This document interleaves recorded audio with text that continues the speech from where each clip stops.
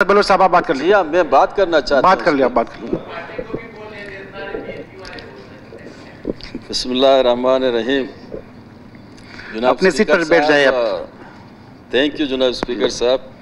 वैसे तो आपने सही कहा कि मैं ट्रेजरी में हूँ, मैं पॉलिसी बयान दे दूँ, लेकिन कुछ ऐसे मौके आते हैं कि जो ट्रेजरी से order in the house please, order in the house. जो ट्रेजरी से बालातर होते हैं जी। जिस सरजमीन के फर्जिंद और जिस खत्ते में नौकुंडी जहाँ से रिकॉर्डिंग की यहाँ काफ़ी चर्चे हुए और काफ़ी बातें हुई, वो रिकॉर्डिंग जो दुनिया और इंटरनेशनल लोगों की नज़र में, यूरोप और अमेरिका के नज़र में बहुत बड़ी अहमियत रखती है और हमारी इकानमी की एक सपोर्ट है जो मरकज़ को इस वक्त ज़रूरत है कि 25% रिकॉर्डिंग का हम अपनी दुनिया की जो लोन लिए उनको एडजस्ट करें। IMF का सिंधक भी यहाँ है। इस सरजमीन के फर्जंदों को 2 वक्त की रोटी की खातिर इस तरीके से डैमेज करना और इस तरीके से तजलील करना और इस तरीके से उनकी शहादत हो, हम पूछना चाहते हैं उन लोगों से, ये बंदूक तामे हुए लोग इन गरीब और मिस्कीनों की हिफाजत के लिए बैठे हैं, इस लाचारों की हिफाजत के लिए बैठे हैं। रियासत की जिम्मेदारी ये है कि लोगों को रोज़गार दे दे। रियासत की जिम्मेदारी है कि पॉलिसी बनाए और उस पॉलिसी के दायरे में रहते हुए लोगों की बुनियादी जो हक हैं उनको एड्रेस करे। लेकिन कल जनाब स्पीकर साहब परसों उस रेत में जहां से 200 किलोमीटर के रेंज पे पानी और खुराक का कोई जरिया नहीं है, इंडिकेट कोई नहीं है, उनके गाड़ियों से उनको उतार के उनकी चाबी अपने जेब में डाल दिया और उनको कहा कि आप यहां से मूव करें। तो ये लोग तपती हुई रेत और इस गर्मी के मौसम और रमज़ान का महीने में बहुत से लोग अभी तक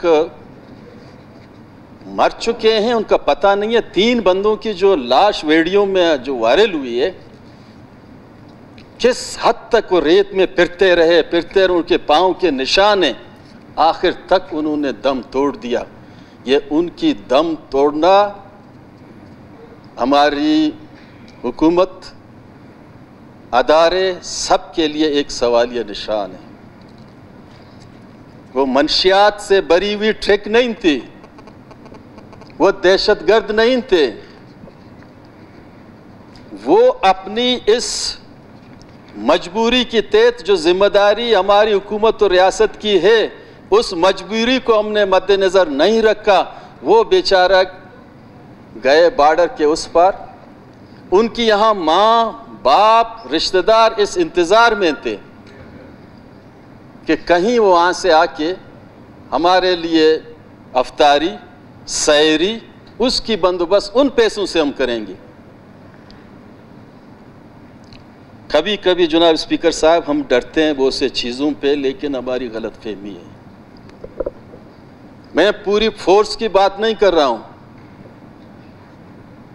8 लाख की मैं बात नहीं कर रहा हूँ, इंस्टीट्यूशन की मैं बात नहीं कर रहा हूँ। आया पब्लिक के एक अगर बंदा गलती करे उसको ट्रेल किया जाता है, सजा दी जाती है। अगर फोर्स के बंदे पर्सनल अपनी जज्बाती हो कि अगर वो कोई गलती करे तो उनकी कोई सजा नहीं होती है। लेसन मिल गया इनको, जिसको मारते हैं मारें, जिसको कत्ल करते हैं कत्ल करें। ये 21वीं सदी है, इंसाफ चाहिए, इस्तिसाल से पाक मुआशरा चाहिए। इस गरीब लोगों के साथ पूरे बलूचिस्तान के अवाम की दिल धड़कते हैं, लोगों की जज्बात हैं उनके साथ। कहीं ये चागी की हद तक महदूद नहीं होगी इसे चीज़ें, ये सवालिया निशान है। होश का नाखून लेना चाहिए, ऐसे हालात पैदा न किए जाएं जिससे एक अनारकी पैदा हो पूरे बलूचिस्तान में। बॉर्डर के मुतालिक जहाँ तक ऐसे वाक़या होते हैं, वागा में क्यों नहीं होते? लाखों करोड़ों अरबों रुपए का कारोबार है वहाँ, और शान के साथ वाघा बॉर्डर के मगरब के अजान के बाद बड़े खूबसूरती के साथ अपना अफ्तारी करते हैं। और मेरी आवाम के साथ उनको ये ट्रीट किया जा रहा है। क्यों? आइन में लिखा हुआ है, रूल्स बिजनेस में लिखा हुआ है, या किसी लोगों को मखसूस फ्री ऑफ हैंड दी गई है। बलूचिस्तान को नौआबादीती तर्ज और कॉलोनी के अंदाज पे ट्रीट करना बंद करो। हमारे जो लोग हैं, ये मोहब्बत इनको चाहिए, प्यार चाहिए, रोजगार चाहिए। इनको साथ लेने का एक ही जरिया है, वो है इंसाफ। अगर इंसाफ नहीं होगा तो अमन के तलबगार जबर व तशद्दुद करके कभी अमन पैदा नहीं होती है। हम इस अमल को इंतहाई कंडम करते हैं। और स्पीकर साहब, आप इसकी इंक्वायरी करें। जो लोग गलत थे उनको सजा हो, जो लोगों के साथ ज़्यादती हुई उनको रिलीफ मिले। इन लोगों की इलाज के लिए गवर्नमेंट ऑफ बलूचिस्तान, यकीनन मैं रिक्वेस्ट करूंगा सीएम साहब से, मैं ट्रेजरी में हूं, मैं रिक्वेस्ट करूंगा इनकी तमाम जो खर्चे हैं इलाज के वो रिपोर्ट नहीं कर सकते हैं, हुकूमत बलूचिस्तान बर्दाश्त करे। इन्हीं अल्फाज के साथ कि बजाय 22 करोड़ के आवाम को अजियत में डाल के और एक सिलसिला चलाना शुरू करें, बेहतर यही है कि हम नेशन की फोर्स बने, कि पूरी नेशन फ़ख्र करे कि भाई हमारे फोर्स हैं और हमें इस पे फ़ख्र है। वो अपनी अंदाज और सोच में तब्दीली ले आएँ, एक मोहब्बत का अंदाज अपनाएं। और इस तरीके से बंदूक की नोक पे लोगों को खामोश करना, ये मेरे ख्याल में काफ़ी ऐसे हालात पैदा हो चुके हैं, उसकी कोई रिज़ल्ट नहीं हुई। बार बार मैं यही कहता हूँ, अगर बंदूक पे कोई तरक्की होता तो अफ़गानिस्तान इस वक्त काफ़ी आगे जाता। बहुत बंदूकें अफ़गानिस्तान में चली, बहुत खून बहाए गए, लेकिन फिर भी कतर में बैठ के कहता है अमन के बगैर कुछ नहीं होगा। बलूचिस्तान के चाहे पश्तून हो चाहे बलोच हो, अमन के तलबगार हैं, शरीफ लोग हैं, कारोबारी लोग हैं। अगर रियासत की जानिब से कोई नौकरी, हुकूमत की जानिब से कोई नौकरी नहीं है, वो अपनी मदद के तहत अपनी 2 दिन की रोटी कमाने की कोशिश कर रहे हैं। इनको कम से कम इस तरीके से डील ना किया जाए। मुझे तो दुख होती है, अभी पंजाब असम्बली जनाब स्पीकर साहब मैंने देखा, वहाँ आईजी को ताकत नहीं है थोड़ा एक ही गोली चलाए। लड़ाई झगड़ा सारे चीज़ें होती रहती हैं।